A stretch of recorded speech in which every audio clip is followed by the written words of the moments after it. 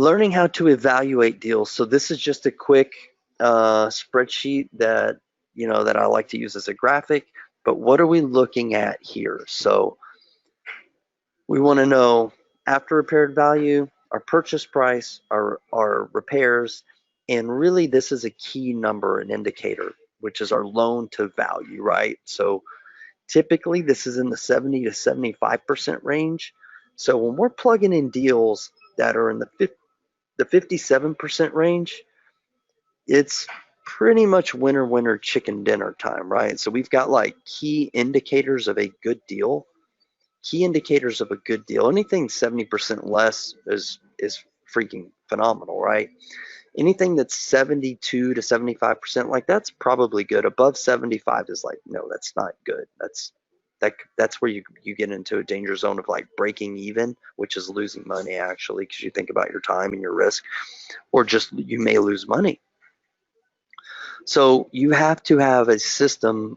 My purpose of sharing this slide is you, my friend, need to have a system. You need to have some principles and some fundamentals that you go to on each and every deal to evaluate deals. We've got some other calculators and things like that. But my purpose in showing this is that you have to build a business that's built on proven fundamentals, and this is just a calculator that we use. So another thing that we like to look at, and this was just so mind-blowing to me, is one of the key indicators of a good deal, of a flip deal, for example, is we like to look, when we plug in the numbers here to the flip analyzer, we want to see that after 12 months, if for some reason, if we haven't sold that property, that we're still in the black, right? Like we're still making money, we're still turning a profit. Typically, typically the number that you're looking at now is much lower after the 12-month period. It's usually close to a break-even point, and that's the truth. Where our typical deals, say if we were buying this house for $15,000 or $20,000 more, that number at 12 months is probably going to be like $5,000 or less, depending on the ARV, depending on our cost of our money, our financing, and things like that. So when we started plugging in some of these Harvey deals, and we're looking at $40,000 and $50,000 spreads, profit margins after 12 months, we're like, holy cow! This is where the frenzy word kind of came into play, because it was like extreme mental excitement.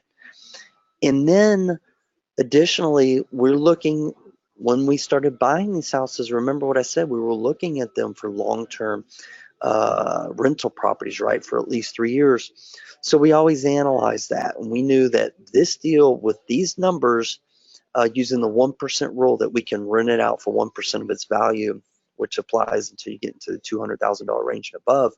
We're like, all right, are we happy with this deal if we cash flow $500 a month? And you bet your butt we were, so we bought it. All right, so moving into the financing portion of this, one of my favorite quotes of all time: the ability to raise capital. The ability to raise capital is the number one skill set of an entrepreneur.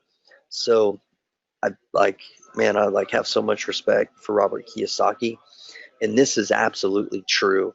Now, a very 1A skill set is marketing, I would say, especially in today's market, where it's actually easier to raise money in today's market than it is to market for deals. Okay. So marketing for deals actually has more value in today's market, now that I think about it. But you can be the greatest marketer in the world, but if you can't raise capital, you're dead. And I will tell you, if you're a real estate investor and you don't have access to capital, and you're not raising money, and you don't have private lenders, you're not going to make it in this business very long. That sounds bad and it sounds harsh when I say it, but sometimes that's what people need to hear. That's what my students need to hear. I know that, because they want to hear the truth. And without private money, hard money numbers in a lot of these deals in our market, not these incredible flood deals, they work. And I have friends that are hard money lenders. I'm a hard money lender, okay? So I get it, right? Some deals work, but as a general rule, if you have this ability to raise millions of dollars at 8 to 10% little or no points with favorable structures, and you're helping and serving your lenders who will absolutely love you and come back again and again and again. Like, my friends, you're really you're on the road to building wealth and a sustainable business model that's not only sustainable and profitable for you, but for your lenders as well. So yeah, so we finance this deal with 100% private money. We actually got cash at closing. I'll talk about that in just a minute as well. All right, so I'm going to talk about it right now. So this is a picture of the HUD shot. Not here to brag or to boast or impress, but to impress upon you of just what we do. So when we went to the closing table, this is a screenshot of the money that we got at closing to do the repairs, wired to our account that same day. No draw schedules, no repair schedules, no inspections. How do you get to that point?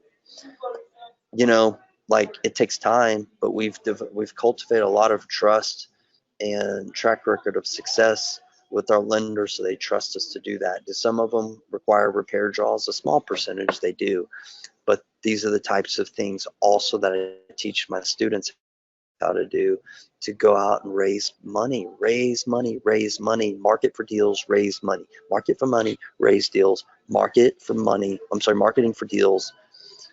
Was I saying marketing for money, raise deals? I think I was. I don't know. But you need to be marketing for deals and raising money. Marketing for deals and raising money. Okay, those are the two things that you should always be doing. Stop laughing at me. You two, stop laughing at me. And these were two separate lenders, a first lien and a second lien, from some of our lenders from Quest IRA, who we absolutely love. And that's where a majority of our money, private lenders, come from. So, yeah, so, okay, I want to just point out, I forgot I had a slide. These interest rates again, we'll come back to that. 8, 9, 10, 8, 9. You'll note there's none of these over 12%. There's none, I'm sorry, none over 10%. I'd say most are under 9 or 8, a couple of 4s. We did not pay any of these lenders over 1 point, and most of them we paid no points. That's just true real life real estate. So next part comes into flipping flood houses and the rehab. So first thing I want to say, you better have a system. Our system is built on the 7 fundamentals and the 5 phases of rehab. But I will tell you now that flipping, when the hurricane hit and the city was just tore up, we had a lot of major issues regarding construction, right? And so we're built out where we're typically running 20 to 25 full rehabs going at any time. We have the systems built. We have been using many of the same guys for 7, 8, 9, 10 years. We've got all the systems, online platform, full-time billing department to manage their invoices, the material purchase, yada, yada, yada, full-time construction manager, all that kind of stuff. And it was hard for us because labor got tight, right? So labor got tight, materials got tight. And yeah, we were dealing with labor shortages, material shortages, increasing in pricing, all this type of stuff. But we've gotten through it, right? There's still some issues, but we got through it because we had a system, right? We had 5 phases of rehab. We have an online platform, things that we do to manage it. And then we had to learn some new things. And Elk River, which is this case study, was a deal where we had to learn some new things, right? Like, we weren't really that accustomed to getting the mold certification and dealing with replacing moisture barriers and dealing with some of, we're accustomed to dealing with framing, but priming the framing with mold killing primer, and these are other things I'm just sharing with you guys that you're going to have to be dealing with that may be new for some of you. Wall insulation, some of you have never done that before. Do you go with like the Pink Panther roll bat, or do you go with cellulose? Like, what type of flooring do you use in flood houses? For us, for the most part, like, especially if it's like a multiple flood area, we're going all tile. We're going to tile the entire thing, maybe carpet in the bedrooms. Why? In case it floods again, quite frankly, that tile can stay. And in the properties that we've bought with good tile, we leave it there. All other flooring has to come out. Wood, laminate, carpet, vinyl, whatever. I repeat, all other flooring has to come out. So here's another cool thing about these flood houses is, oh, I didn't even talk about this. This is really cool. So not only have a lot of neighborhoods similar to Elk River subdivision, um, but there's other areas. Not only have some of these areas not lost any of their value, they're actually increased in value after the flood. And so you may say, why is that? One is because a lot of these neighborhoods were very stable and there wasn't a lot of selling. Homeowners were very, comfortable there. They weren't leaving, but the hurricane came, and now people have changed their minds. Well, that now is the time for them to leave, and so there's demand for those neighborhoods that people wanted in. There just wasn't inventory available. And number two, real estate investors that are coming in, like what we're doing is we're coming in and we're really upgrading the product, right? We're adding value to the home where you get in some of these homes that may be 1970s, 80s, or even 90s construction. Not so much 90s, but 70s and 80s for sure. Definitely 1960s construction. And guess what? When that sheetrock's out and the walls are exposed, the plumbing doesn't look so good. You got some electrical issues back there. So what do? We're repiping a lot of these houses because it's much cheaper when there's no sheetrock on the walls, right? It's much cheaper. Taking care of some of these electrical issues, taking a lot of pictures so that we're showing the homeowners, hey, look what we did. Here's this property was rewired, it was replumbed, here's permits, here's mold certifications. We're documenting everything. And so that's where at the same time, despite everything that's happened, like the housing of Houston from the investors are doing it right. Like we're really upgrading Houston housing. Like we really, really are. So going back, so you go through the 7 fundamentals. You determine your mindset that you're going to take advantage of this opportunity. You do your research, you collect data, you say, hey, I'm going after this opportunity. Great.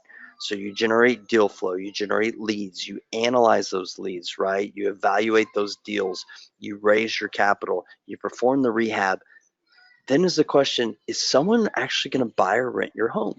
So this was the question we really didn't know until we started putting these houses on the market. So I'm going to tell you right now, overwhelmingly, the answer is absolutely yes. And it's really been shocking to me that where the amount of houses that we've been able to sell at or near or above full price listing, and some of these are pre-Harvey comps. Why is that so? It's all supply and demand. It's supply and demand, right? So, um, like a massive amount of houses were taken off the market. People are pent up, either living with in-laws, hotels, apartments, wherever, and they need housing. So as these houses are hitting the market, like they're flying off the market just as quickly. And I'm speaking to houses $250,000 and below. Those houses are absolutely flying off the market for us. So this is the HUD statement.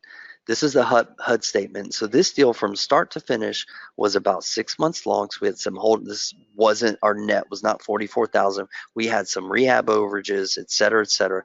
But on this particular deal, we netted about $32,000, and we had multiple above full price offers during the first weekend it was listed.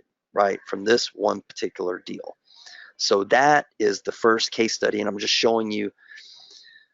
I'm going to show you some other case studies now, but I'm showing you how the 7 fundamentals work and how they all tie together in the form of a case study from start, like why your mindset is critical, why your ability to market and generate deal flow with multiple lead valves, because you never know which valve the next deal is going to come through is so important.